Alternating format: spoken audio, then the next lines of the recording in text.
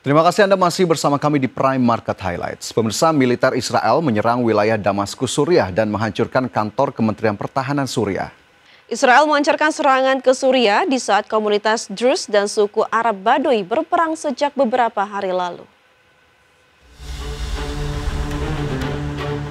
Militer Israel pada Rabu kemarin melancarkan serangan ke arah kantor Kementerian Pertahanan Suriah di Damaskus. Serangan dilakukan Israel saat mengintervensi bentrokan antara tentara Suriah dan pejuang Druze di Suriah Selatan yang merupakan kekerasan paling mematikan di negara itu dalam beberapa bulan terakhir. Pejabat Suriah menyebut serangan Israel meruntuhkan 4 lantai gedung kementerian dan merusak fasad bangunan. Dan dalam serangan kali ini tercatat 1 orang tewas dan 18 terluka. Israel melancarkan serangan ke Suriah di saat komunitas Druze dan suku Arab Baduy berperang sejak beberapa hari lalu. Israel menyerang Suriah dengan dalih mendukung Druze, kemudian turut campur dengan menyerang tank-tank militer di Suriah Selatan. Druze sendiri merupakan kelompok minoritas cabang Islam Syiah Ismailiyah yang tersebar di sejumlah wilayah Timur Tengah termasuk di Israel dan Suriah. Kelompok ini menjadi populasi mayoritas di Swedia, Suriah yang menempati wilayah itu hingga 90%. Sementara itu populasi suku Arab Baduy hanya sekitar 3% di Suriah. Berbagai sumber IDX Channel. Militer Rusia kembali menyerang Ukraina pada Rabu malam dan menghancurkan sejumlah wilayah termasuk kota kelahiran Volodymyr Zelensky. Rusia melancarkan serangan usai Ukraina dipastikan mendapat pasokan persenjataan dari Amerika Serikat. Militer Ukraina melancarkan serangan menggunakan drone secara besar-besaran ke wilayah Ukraina pada Rabu malam waktu setempat. Serangan tersebut menghantam sebagian besar infrastruktur sipil dan perusahaan industri. Puluhan drone dan rudal balistik menghancurkan wilayah Finistia dan Kryvyi yang merupakan kota kelahiran Presiden Volodymyr Zelensky. Serangan ini pun menjadi salah satu serangan terbesar dalam perang Rusia-Ukraina. Dalam unggahannya di media sosial, Presiden Ukraina Volodymyr Zelensky menyebut pentingnya penguatan pertahanan secara sistematis, terutama pertahanan udara. Hal itu karena Rusia masih mengandalkan serangan udara dalam melakukan invasi ke Ukraina. Rusia melancarkan serangan beberapa jam setelah Presiden Amerika Serikat Donald Trump mengatakan rudal pertahanan udara Patriot untuk membantu Ukraina telah dikirim dari Jerman. Pengiriman tersebut sebagai realisasi atas pernyataan Trump yang menjanjikan pengiriman pasokan senjata baru bagi Ukraina. Berbagai sumber, IDX Channel. Ketua The Federal Reserve Jerome Powell mendapat kritik tajam terkait renovasi markas besar-besaran The Fed senilai $2,5 miliar atau sekitar 40 triliun rupiah. Presiden Donald Trump menyebut proyek itu terlalu mahal dan memalukan. Ketua Federal Reserve Jerome Powell mendapat kritik tajam terkait renovasi markas besar The Fed. Presiden Trump menilai renovasi markas The Fed dengan biaya $2,5 miliar atau sekitar 40 triliun rupiah sangat berlebihan. Ia menegaskan Powell tidak memerlukan istana untuk bekerja, di mana sebelumnya Trump sempat dikabarkan akan memecat Powell namun membantah kecuali ada bukti penipuan. The Fed menjelaskan renovasi diperlukan karena sistem listrik, pipa, dan ventilasi di gedung Mariner SE Class sudah usang. Proyek ini juga menghapus asbes, timbal, dan bahan berbahaya lain, serta memperbarui sistem komunikasi modern. Gedung ini merupakan bangunan bersejarah dengan desain klasik di pusat Washington. Adapun lonjakan inflasi pada 2021 hingga 2022 membuat harga material dan tenaga kerja melonjak tajam. Penemuan asbes lebih banyak dari perkiraan juga ikut menambah biaya. Pembatasan ketinggian gedung di Washington juga memaksa pembangunan lantai bawah tanah yang lebih mahal. Bagi sumber ada Channel.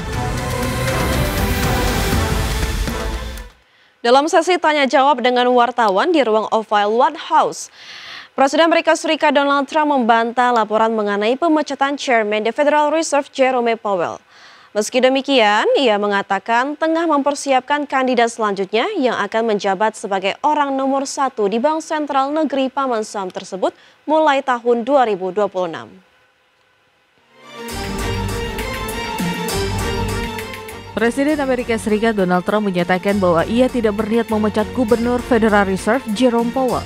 Namun di saat yang sama, ia kembali meluncurkan kritik tajam terhadap Powell karena belum juga memangkas suku bunga dan tetap menyiapkan kandidat pengganti Powell. Adapun kabar yang menyebut Trump sedang mempertimbangkan pencopotan Powell langsung mengguncang pasar. Indeks saham jatuh, dolar terpukul, dan imbal hasil obligasi melonjak. But no, I'm not talking about that. Fortunately, we get to make a change in the next, 8 months or so. And we'll pick somebody that's good, and we'll pick somebody. I just want a fair job. Are you completely ruling out the idea of firing Jerome Powell?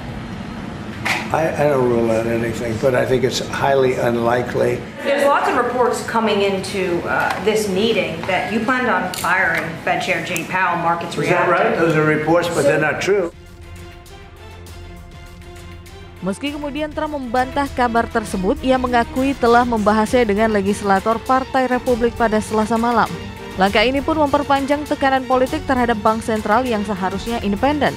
Selain itu, Trump juga membahas proyek renovasi kantor The Fed senilai 2,5 miliar dolar yang tengah menuai kritik dari Gedung Putih dan Partai Republik.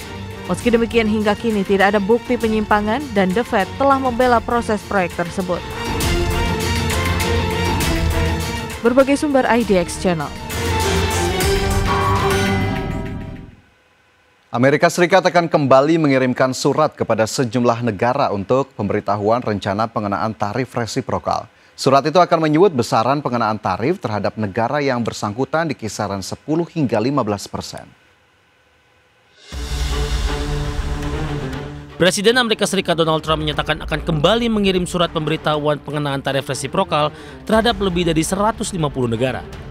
Trump mengatakan dalam surat tersebut akan tertulis besaran tarif yang akan diberlakukan, yakni berkisar 10 hingga 15%. Dalam keterangannya bersama Menteri Perdagangan Amerika Serikat Howard Lutnick, Trump mengatakan surat akan dikirimkan kepada negara yang belum pernah mendapat pemberitahuan sebelumnya, meski tak menyebutkan negara mana saja yang akan mendapatkan pemberitahuan tarif resiprokal selanjutnya. Trump pun menargetkan akan mencapai kesepakatan dengan beberapa negara yang akan menerima surat pemberitahuan. Don't forget, we'll be releasing a letter soon talking about many countries that are much smaller, where you're not going to do letters per se. You might do an individual letter, but it's going to go very quickly. And the number will also be less. These are countries that are, many of them, like 200 countries. You understand? Caribbean countries, African countries. You have a huge amount of countries that are small, and the president's just going to deal with them sort of the way he thinks is the right way to deal with them. We'll probably set one tariff for all of them.